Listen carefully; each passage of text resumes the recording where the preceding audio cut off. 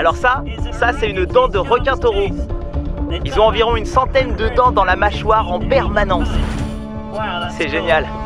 J'avais jamais vu un tel spectacle. C'est vraiment la scène la plus préhistorique qu'on aurait pu voir. Et c'est logique. Vous savez, les requins existent depuis des centaines de millions d'années. Ils étaient déjà là à l'arrivée des dinosaures. Leur apparition est même antérieure au premier arbre. Ce sont tous des requins-taureaux.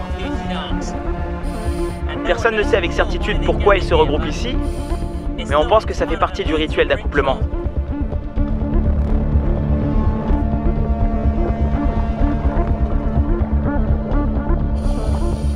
Il y a beaucoup de vie dans cette grotte.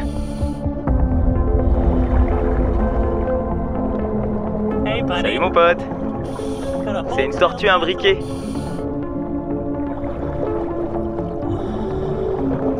Super, un gros mérou patate.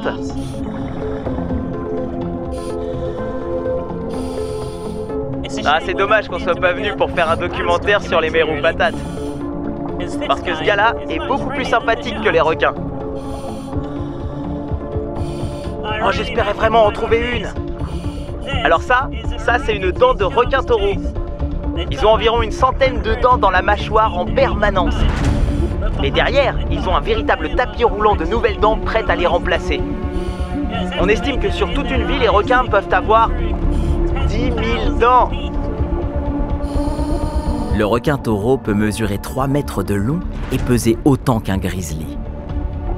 S'habituer dès maintenant à leur taille et à leur langage corporel devrait nous préparer à rencontrer les grands requins blancs. Mais il y a une différence capitale entre eux. C'est vrai que leurs bouches sont terrifiantes.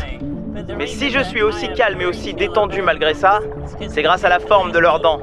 Si vous regardez les dents d'un grand requin blanc, vous verrez qu'elles sont triangulaires, parfaites pour découper et déchiqueter les plus grosses proies.